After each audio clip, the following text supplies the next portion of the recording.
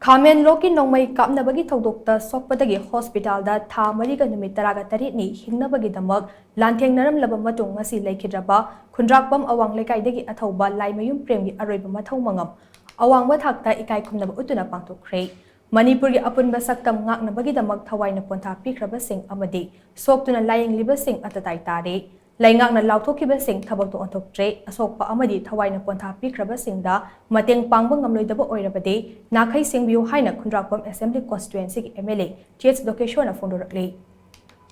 Athouba Laimayum Prem haukiba June gi tang taraga nithoida Imphal East district ke Khamenlok ta khungakpa sing amadi kuki khulai paiba sing gi marakta thokiba nongmei kapnabagi Thoudokta soktuna numit adudagi ngasi fawba ras medicity da laikanaduna lakibani Athouba Laimayum Prem Thoudok thokpa numittagi aduma wakhal tadana leirakhibani mahak ngaksamda panba nongmai maru ama hakchangi maning thangba saruki nangalda fawdoktuna chatkibadagi hakchangi maru oiba kayat sing sokpani mahak ngasi ayuk pung 3:49 tabada ras medicity da leikhidabani Athouba Prem gi thawai yauraba hakchang ngase porompata leiba Jenims ki middle sangda postmortem tawba loiraba matung miyamna awangba thakta ikai khumnaba uttuna Khundrakpam AC da leiba AC asigi Athouba singi leirol chanfam oiriba yumnam patlau tingjel da leirol chankhe Athouba na middle sangdagi leirol chanfam phawa chatpagi lambi da miyamna lei chaiduna Athouba asigi mafam da ikai khumnaba utkhe Jenims ki middle sangda postmortem tawba adu hakthengnana yengsimba lakhiba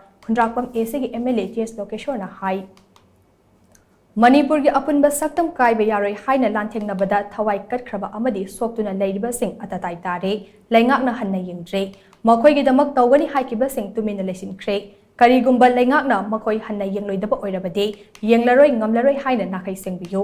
Manipur gi apunba saktam kaiba yaroi haibase paliba laingak asina khangdabagum tawri miyamgi mihut singna haiba wafum khudingmak political gi akhuba meeting datai laingakna yengliba asi laibak thibani position ngakpikani opposition haiba khudingmak laingak amadi authority na aranba tawrakpa matamda ta haibani hauzik oiriba fibam masida politics tawrishi haina mahangna phongdokhe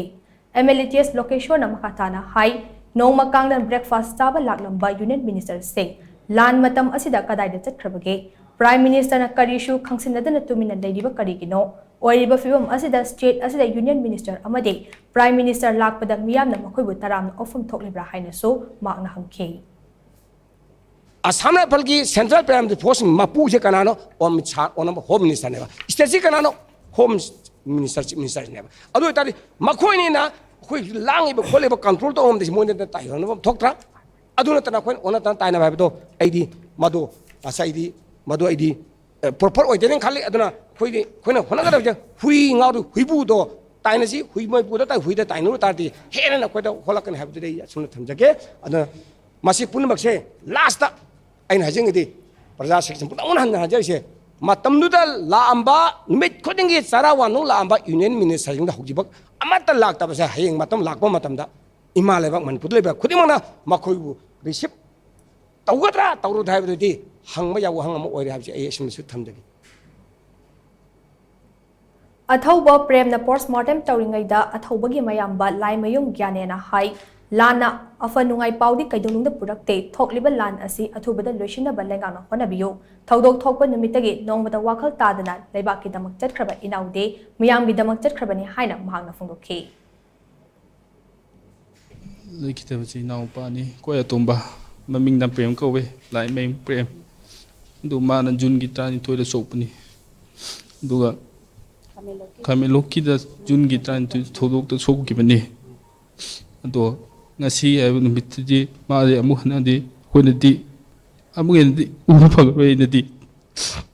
do masale wakhante sopa numita dum gyan tadre akoina yenga na masale dum agoda kuru yenga dum leiba khumadi agoina kauba ka su yenga to agoina pilam da bai ta agoina aidi amtari khumamadi dada ai ware khole natraga ai wama wahai am taw haramati wakan jikra nuai du kaju ai du smai chabale khoi pendi atai ji naw smai sopo gumdi oi gumchi